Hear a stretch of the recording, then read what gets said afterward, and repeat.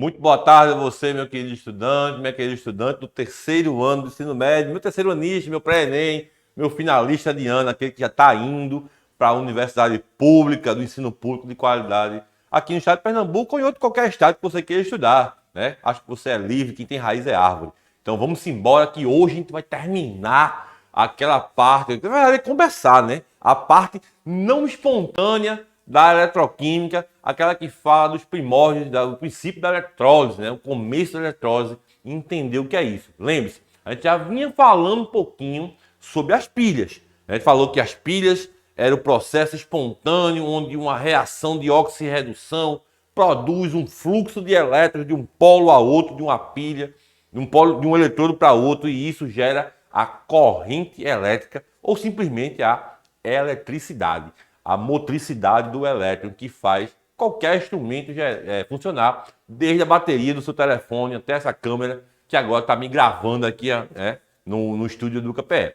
Então, antes de a gente começar a falar, deixa eu dar aquele recadinho básico da gente, que é para você pedir para você interagir com a gente aqui, tanto no Robertão da Transmissão, no @Robertão da Transmissão no Instagram, ou com os canais do EducaPE, o @EducaPE também no Instagram. Vamos movimentar essa rede, dar o like nesse vídeo para o algoritmo do YouTube espalhar isso para todo o Brasil, para mais estudantes terem essa oportunidade de revisão aqui.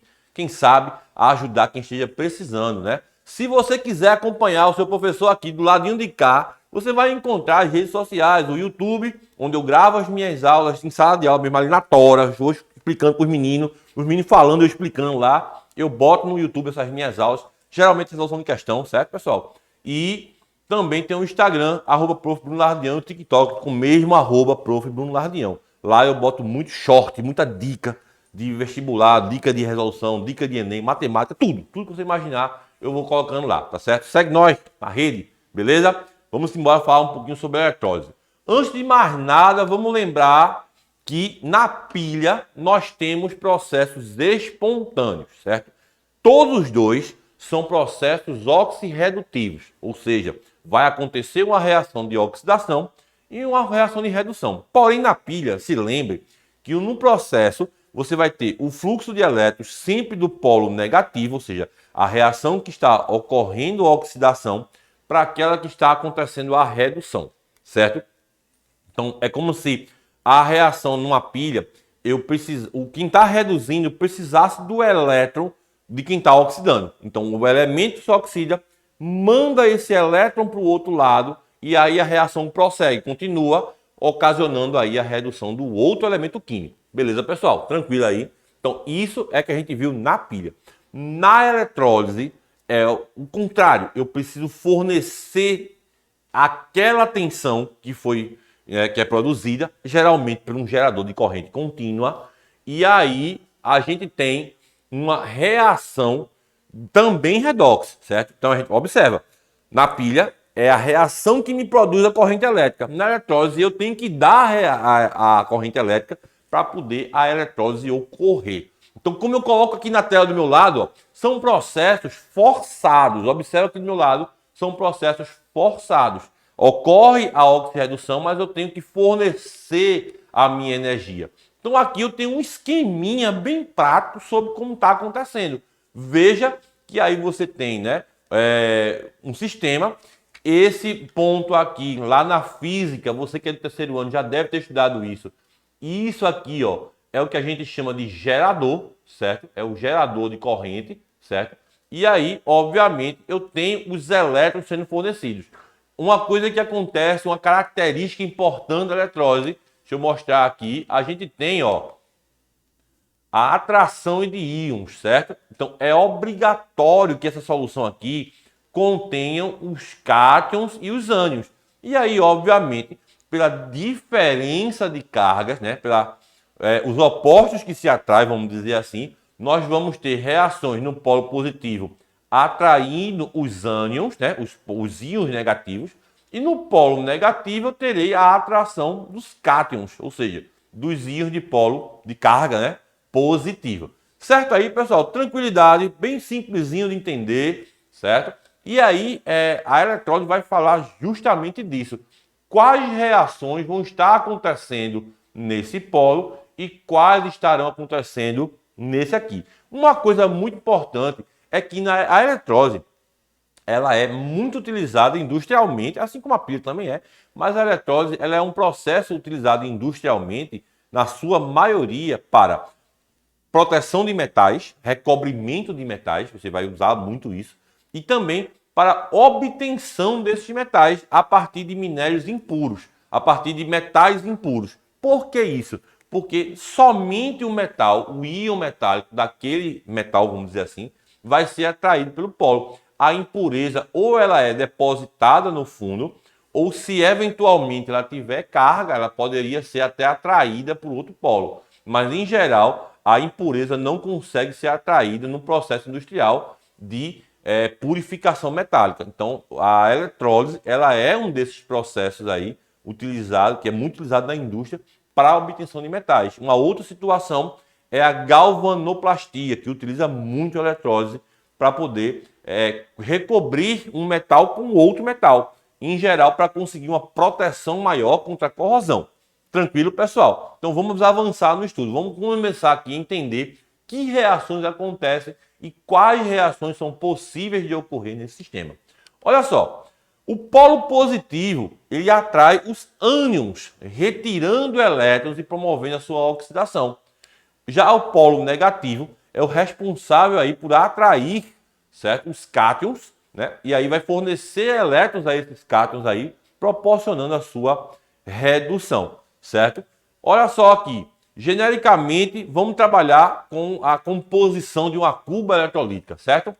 Eu tenho o metal MX, certo? E aí eu coloquei, ele pode ser aquoso ou até mesmo líquido, porque vai depender se meu processo trabalha em fundição, ou seja, derretido, eu pego o material e derreto ele numa fundição para ele ficar líquido, ou ele pode ser também em solução aquosa.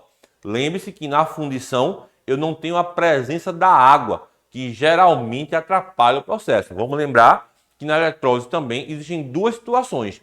Eu vou ter a eletrólise em fundição, que eu vou mostrar ainda hoje, acho que mostro ainda hoje a vocês, e vou ter também a eletrólise em solução aquosa, que aí eu teria a interferência da água nesse processo e por isso eu não posso, vamos dizer assim, trabalhar com todo tipo de material. Mas observe o íon, o esquema genérico aí na tela ao lado, no meu lado direito aqui de vocês, na tela, e vocês vão conseguir ver, né, que o metal mais, o M+, né, a substância MX, vamos dizer assim, ela produz dois íons. O metal, que é o M, né, M+, e o X-, que é o ânion, certo? Então a gente sabe que esse polo aqui, ó, no polo negativo, eu terei a seguinte reação. Polo negativo é o que atrai o positivo, certo? Então, ó, o M+, ele recebe um elétron e vira um metalzinho, né? Sólido, no caso, né? Considerando que M seja um metal, tá bom? Então, olha só de novo, M+, na forma que ele tiver, recebe esse um elétron e se converte em M0 já na forma sólido, certo? Ele se deposita no eletrodo, tá? Ele recebe esse elétron, ele sofre aí uma redução, ele está oxidado, faltando aqui, ó, um elétron, eu estou circulando aqui, ó, faltando um elétron, ele recebe esse um elétron, não precisando mais de nenhum elétron, certo? Se liga aqui, tá? Já no polo positivo, o que teremos? Olha só, teremos aqui, ó, o íon, né, o ânion X-, certo? O elemento genérico, a espécie genérica X-, que vai perder esse elétron, ó. Ele está com excesso de um elétron aqui e ele perde esse um elétron, se convertendo aí na espécie X0, ou seja, na espécie que está precisando, não está precisando de nenhum elétron, né? E como eu mostrei a vocês, essa interrogaçãozinha aqui pode ser sólido, líquido, gasoso ou aquoso, certo? Então vamos continuar.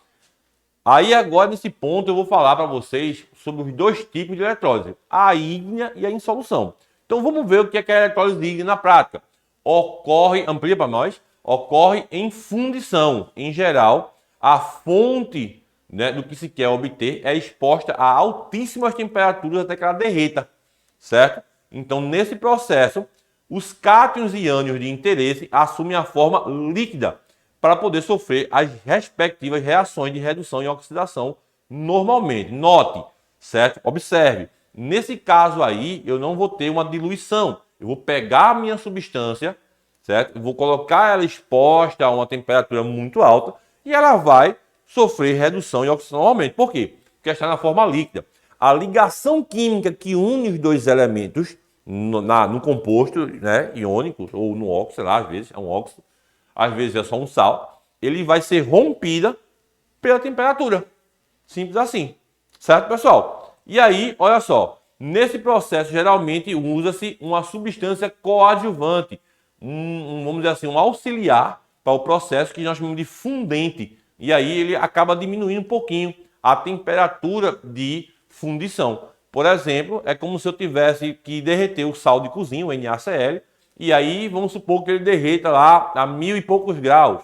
Eu adiciono uma substância auxiliar ao processo e ele baixa um pouquinho essa temperatura de fundição, economizando também energia com isso, né, no processo. Então, pessoal, certo? Vamos avançar. Aí eu coloquei para vocês a eletrólise, certo? Do óxido de alumínio, certo? Eu não vou derreter o óxido de alumínio em água, não tem como, né? Até porque a gente precisa entender que a escala, existe uma tabela, uma escala de fundição, em que os metais da família 1A, 2A e 3A, eles perdem para a água, né? Além do óxido de alumínio não ser, né, presente na bauxita, ele não ser solúvel em água, né? Ele não vai conseguir, né, vamos dizer assim, reduzir esse metal na solução, porque o hidrogênio ia reduzir preferencialmente. Mas isso aí é uma outra história para um outro momento. Então vamos supor que a gente está derretendo aqui, entramos em fundição com o óxido de alumínio, né? O Al2O3. Se eu separar aqui, se eu fizer aqui a ionização ou dissociação, vamos dizer assim, teórica desse composto, né? Teremos que ele vai formar 4 íons, 4 mols de Al3+, e vai formar 6 mols do oxigênio 2-, certo? E isso tudo no estado líquido, certo? Na forma líquida, beleza? Então, quais seriam as reduções? Vamos lá. Esse lado aqui é positivo, vai ser atraído pelo polo negativo. Esse aqui é negativo, vai ser atraído pelo polo positivo. Então, vamos lá. Reação do cátodo, certo? O cátodo é o polo negativo, é aquele que atrai os cátions, né? O polo negativo é o que atrai os cátions. Então, no polo negativo, que é o cátodo ou cátodo, pode ser. Então, eu vou ter 4 mols de Al3+, recebendo 12 elétrons, 4 vezes 3 dá 12, certo, pessoal? Formando 4 mol, 4 alumínio 0. E aqui houve um erro de grafia, não é L, é sólido, tá certo, pessoal? Por favor, print essa tela aí, esqueça essa condiçãozinha aqui, porque foi uma falha de digitação. Aqui é sólido, beleza? Já a reação do ânodo ou anodo que atrai os ânions. Ânodo atrai aquele que atrai o ânion. Então, é o polo positivo. Certo aí, pessoal? Então, nesse polo positivo, eu terei aí, ó, 6 mols de O2- na forma líquida, porque foi fundido, foi derretido, certo? E esse alumínio, esse oxigênio, vai formar 3 mols de oxigênio na forma gasosa, porque o O2, em sua natura, no seu modo mais comum, ele é gasoso. E aí, tenho 12 elétrons libertados desse processo. Certo, pessoal? Então, no polo negativo, eu conseguirei ter o metal alumínio e no polo positivo, eu liberarei gás oxigênio, que ele pode ser perfeitamente aproveitado para um outro processo, certo? Esse processo foi desenvolvido no passado, certo? Por, como é que se diz? Que a gente chama de processo de Hal Herold, né? Que foi justamente um dos criadores do processo de obtenção do alumínio, que no passado, lá no século XIX, 18, 19, meados de 18, 19, eles era muito difícil conseguir obter alumínio. O alumínio era um metal caríssimo comparado hoje ao ouro, à platina, à prata, né? Porque a forma de obtenção era muito dispendiosa. Até se conhecia o minério que dava origem a ele, mas isolar o metal alumínio era muito difícil no passado. A aula de História da Química fala um pouquinho sobre isso aí, sobre o processo de Hal Herold, onde a gente conseguiu, né, onde eles conseguiram, a partir da eletrólise ígnea, separar, isolar esse alumínio, certo, pessoal? Vamos falar um pouquinho sobre a eletrólise em solução. Na eletrólise em solução, como eu falei para vocês, a gente vai ter a interferência, a participação, né? Vamos chamar de participação da água no processo. Ele é feito em solução aquosa, como está grifado aqui, ó, e em geral, a fonte que se quer obter é um sal. de grande solubilidade em água. Olha só o que isso quer dizer, certo? Nesse processo, formam-se cátions e ânions de interesse, da mesma forma, né? Beleza? E aí, eles, a partir da dissociação iônica, né, vão sofrer as respectivas reduções e oxidação. E a diferença aí, no caso, está no fato de que a água vai participar desse processo, né? Que também vai sofrer reações redox, certo? Vamos falar um pouquinho sobre esse processo agora. Volta comigo rapidinho, vamos lá. Olha só, na eletrólise em solução, alô, vamos lá. A eletrólise em solução, eu terei a participação da água, ou seja, eu preciso primeiramente que meu sal tenha o metal que eu quero obter, ou o elemento que eu quero obter, que eu quero isolar a partir da reação redox, e essa substância precisa ser bastante solúvel na água para poder sofrer a reação redox. E ela também não deve competir com a água. Por isso, por exemplo, a gente não consegue obter elementos da família 1, 2 e 3. Por exemplo, não dá para obter sódio nesse processo. Por quê? Porque, vamos dizer assim, o hidrogênio tem prioridade de descarga maior do que o metal alcalino. Não dá para obter cálcio, por exemplo, nesse processo. Não posso conseguir o metal cálcio, por exemplo, também porque o hidrogênio tem preferência de descarga nesse processo. Certo, pessoal? Isso aí, logicamente, qualquer livro didático, qualquer lugar na internet, se você colocar assim no Google, dá um Google aí agora, depois da aula. Bota aí no Google. Preferência de descarga dos íons na eletrólise. Preferência de descarga dos íons. Bota aí que vai aparecer umas imagens com as tabelas assim, indicando as setas. Então, elementos da família 1, 2 e 3 não tem preferência na descarga para o hidrogênio da água. Então, a gente não consegue obter esses elementos por eletrólise aquosa, mas sim consegue na ígnea. Por quê? Porque a ígnea tora a ligação química. Beleza? Já os elementos, vamos dizer assim, cloro, os halogênios, conseguem ser obtidos por esse processo, mas os íons compostos, como sulfatos, nitratos, fosfatos, não vão conseguir frente ao OH da água. Então, a água, ela pode atrapalhar, ela pode ser um atrapalho nesse processo, né? Porque eletrolizar, né, obter um elemento por eletrólise aquosa é bem mais barato do que na eletrólise ígnea, né? Porque, de um lado, eu tenho apenas uma solução aquosa de um sal que dissolve bem na água, do outro eu tenho um sal que eu vou precisar derreter ele numa fundição, às vezes utilizando temperaturas acima de 1000 graus. Aliás, na maioria dos casos, utilizando temperaturas acima de 1000 graus. Certo, pessoal? Então fica a dica aí. Na fundição, o processo é mais caro do que na eletrólise aquosa. Beleza? E aí eu vou utilizar a fonte de corrente do mesmo jeito nas duas situações. Claro aí, pessoal? Então vamos avançar na tela para a gente ver o que acontece. Olha aí. Aí eu mostro um GIF a vocês de uma eletrólise de um sal qualquer acontecendo em água. E observa que nesse eletrodo, a água, está vendo que tem duas bolinhas, duas situações em cada eletrodo, esquerda e direita, onde bolinhas de água bolinhas de gás, estão saindo? Pois é, provavelmente uma dessas bolinhas aí é o hidrogênio e a outra é o oxigênio. E até dá para prever quem é quem aí em duas situações. A primeira é se você conseguir aproximar uma chama, né, de um deles, coletar esse gás e queimar, o oxigênio vai acender, vai inflamar mais a chama, enquanto que o hidrogênio vai explodir essa chama, vai causar um pequeno pipoco, certo? Uma zoadinha, né? E outra situação é você conseguir entender o fluxo de gás. O volume de hidrogênio é 2 vezes maior do que o de oxigênio, já que na decomposição da água, a gente tem, para cada 1 mol de hidrogênio gasoso produzido, apenas meio mol de oxigênio gasoso produzido. Certo, pessoal? Então fica a dica aí. Por exemplo, eu queria que você, olhando esse GIF, tentasse aí ver, né, qual é, me dissesse lá no Instagram, lá, marca também o @Robertão na transmissão, para você dizer aí qual dos eletrodos você acha que está produzindo oxigênio e qual está produzindo hidrogênio. É interessante que você faça isso, tá certo? Faça essa análise aí e depois eu respondo lá na rede social. Estou aguardando vocês, vamos interagir, tá certo? Então olha só, olha o que acontece na prática.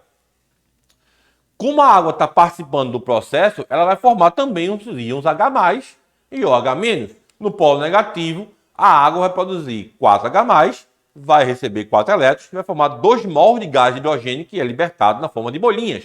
Beleza? Já no polo positivo, deixa assim para estar muito bom assim, deixa assim, vamos lá. Olha só, o que acontece no polo positivo? O polo positivo é o OH-, ó, que vai ser atraído, tá vendo? Então o OH- vai acontecer o quê? Ó? Olha só que a reação é mais complexa.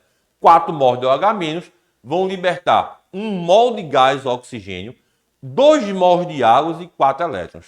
Então é justamente esses 4 elétrons aqui, ó, esses 4 elétrons que o H+ precisa para virar H2. E ambos vão sair na forma de bolinhas de gás no eletrodo. Tá vendo aí, pessoal? Então ela vai participar. Então quando a gente tem, né, esse processo na água, quando tem a água, a gente precisa considerar que o sal que eu quero usar, ele também participe da reação. Que ele participe apenas ele da reação. Geralmente se usa isso quando eu quero fazer a deposição de um metal de interesse para a corrosão. É o que eu vou mostrar agora na próxima tela aí, nesse caso de uma metalúrgica, onde eu estou tendo a eletrodeposição. Certo aí, pessoal? Observa bem que agora nós temos aí, ó, um banho de eletrólise, onde ele vai... Tá vendo que, não sei se você consegue perceber, mas esses tubinhos aí que você está vendo na tela, estão todos ligados por um arame metálico. E esse arame metálico fica em cima de um outro metal enganchado. Esse metal está ligado no eletrodo, no polo negativo. Qual é a função dele? Então observa a canetinha que eu vou riscar agora para vocês, dá uma ampliada para a gente ver lá que eu vou riscar lá na tela. Olha só, enquanto ele está aqui mergulhado na minha solução, ó, quando ele está aqui mergulhado na minha solução, os cátions, os polos, os metais que têm carga positiva, isso aqui, ó, está carregado negativamente, certo? Que é o polo negativo. Esse aqui, ó, é o polo negativo, certo? Então os metais que estão aqui dentro, ó, vão começar a aderir na superfície desse metal, recobrindo ele. Provavelmente, pela minha experiência, esse metal, esse tubinho metálico aqui, já acabou de ser retirado do banho. Observe que ele está bem cromadinho, provavelmente foi um banho de cromo isso aqui, certo? Mas também pode ter sido um banho de estanho, tem essa mesma coloração, certo? Isso é uma aplicação do banho de eletrólise. E aí temos também os aspectos quantitativos. Só que aí, observa bem, o que é que nós teremos aqui? Nós temos uma peça que foi banhada com níquel, temos uma corrente que às vezes a gente pensa que ela é de ouro, mas ela não é de ouro, ela é banhada a ouro. Nós temos, dá uma ampliada para a gente ver melhor, temos aqui, ó, um banho de estanho, estanho esse que a gente, por exemplo, se você ainda usa na sua casa leite de lata, certo? Você vai encontrar na parte de dentro, é o estanho que recobre ela. A gente pode ter o cromo, ó, nota que a cor do cromo ele é bem semelhante à cor do tubinho, ó, da outra aplicação, certo? Vamos voltar aqui.